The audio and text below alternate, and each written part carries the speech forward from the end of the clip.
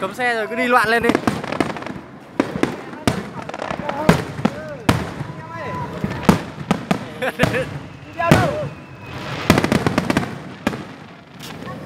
Hết rồi. Đừng làm thế không vui đâu. Nhiều lắm mà. Mới mà.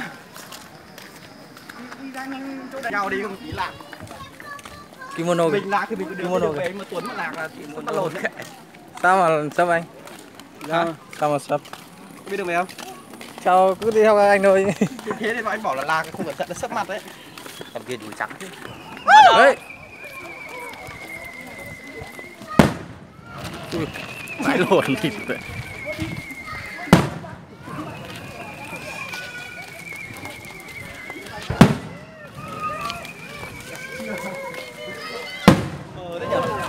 Đứng lại đi, không đi nó rung mà lắm.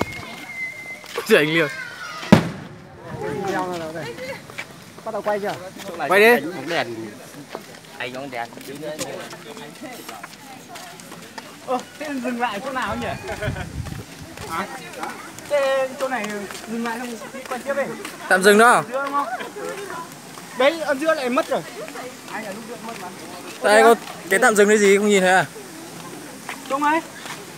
Kéo qua đi. Ui. Ui thì 50 mét. Liêm nhìn sâu thẳm không?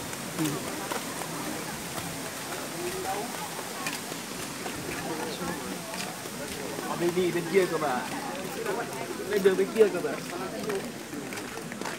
Đâu có mini đâu. Đi trên bên kia cơ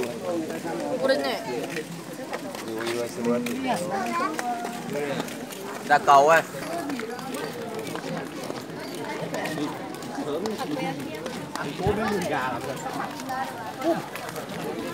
Nó không nổi.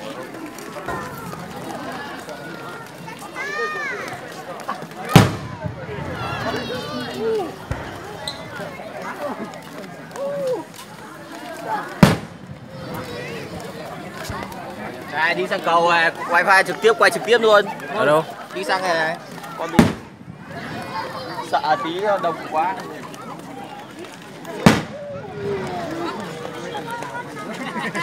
Đông mấy thằng Việt Nam quay. Ngại quá luôn. Lột hết rồi. Còn cái quẩy Nhật lắm em, không cái chương trình nữa. Ấy, dưới kia mà xem mình vui giờ. Đấy, đường xuống kia, đi ăn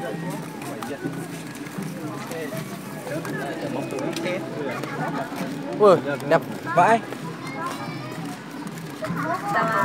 伝説と株式会社様です。 Cô này 6-70 tuổi nhỉ? Mát mẻ đéo đang nóng ngồi mấy ăn mát đéo gì. có mùi mực nướng ấy nhỉ? Đáng nghe anh ơi, vì tổ chức cắm trại bên kia.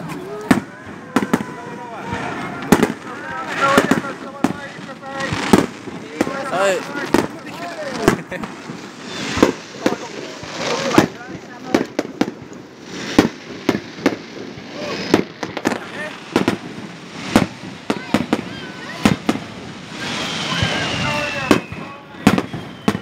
Bắn trên đồi à? Không biết ở đâu vậy. Ôi vậy à? Đấy, mình xuống đấy xem thì mới là đã kìa. Cái tổ cao rồi. Mai xem ở đâu rồi. Đấy thì như thế.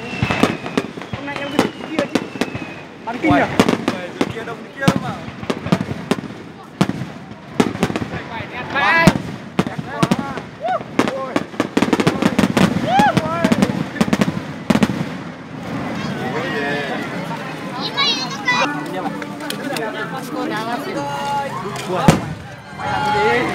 Mình xem này, quay lại. Bố mày hiểu.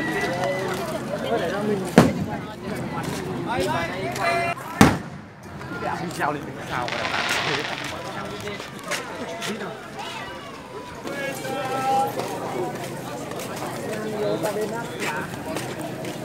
Thịt chó tại bên tai.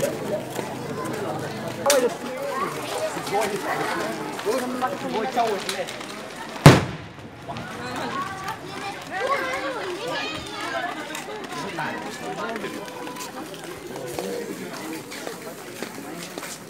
Hãy subscribe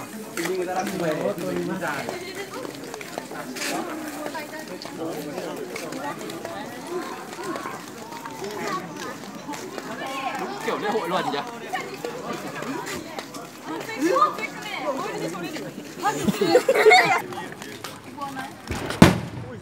Chặt cá mình.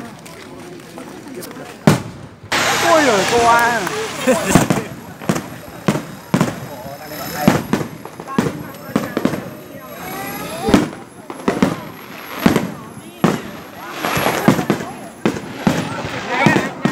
Anh quay xong đến chỗ nào riêng.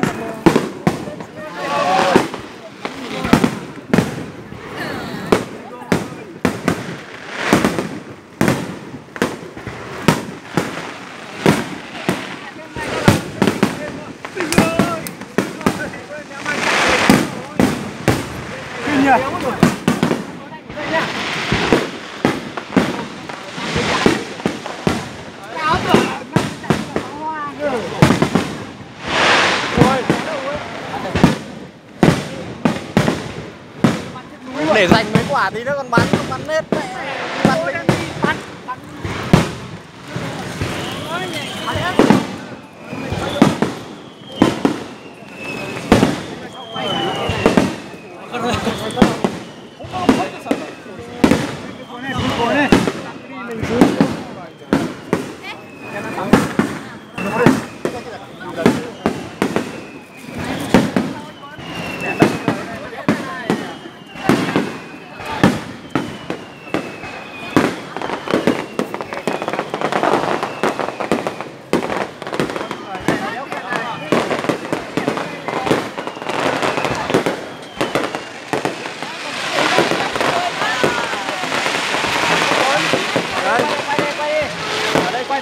Bóng xem đấy.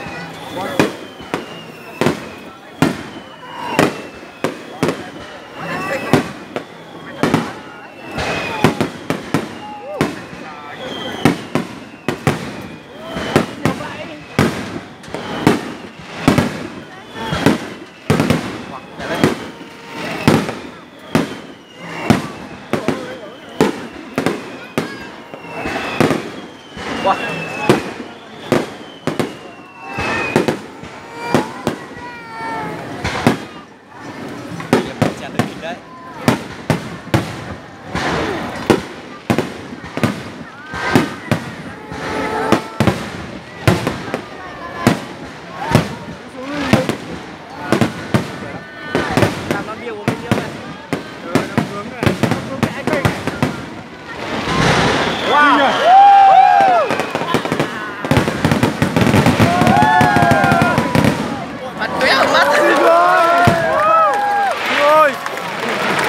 Bắn vẽ rơi của mắt này. Cảm lớn cái ta. ただいまのご奉納は株式会社 YTB 様でした。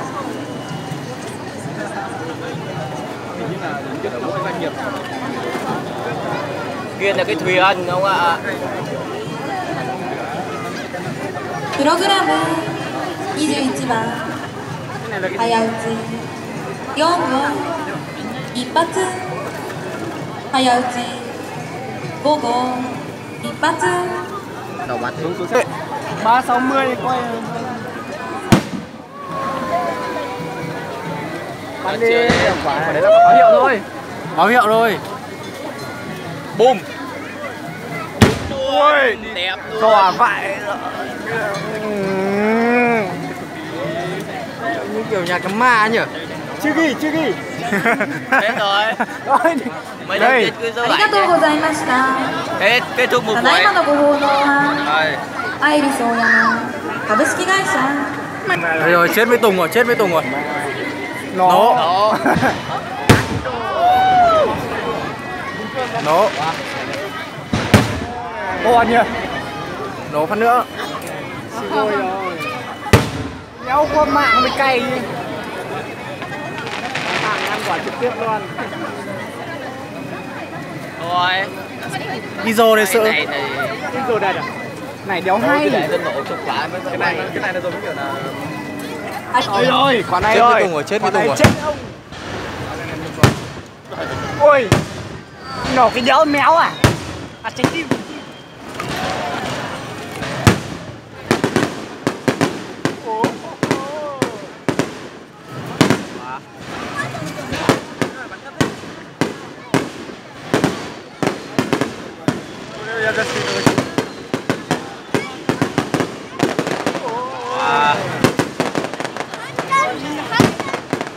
Mấy ông quay như thật đi. Tay ra nóng á. Xinh ơi. Cả đấy. Sáng chưa? Sáng luôn một vùng trời. Đi rồi đấy. Chán quá.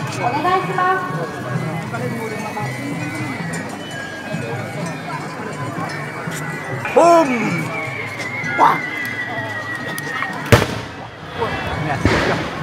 Ôi, lại chết với bố.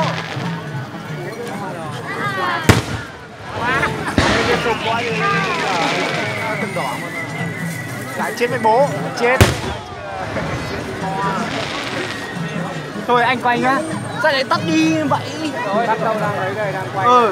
Tắt tí nữa. Hey.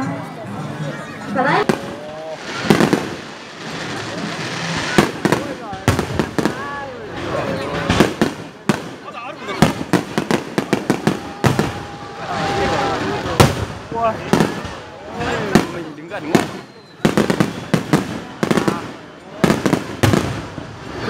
Kèo này hơi lâu ấy. Không về mình cắt được. Cắt á.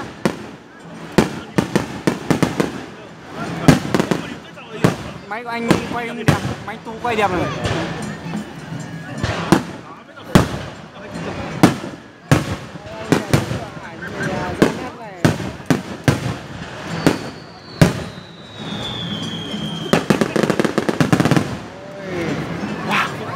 Đi rồi đấy.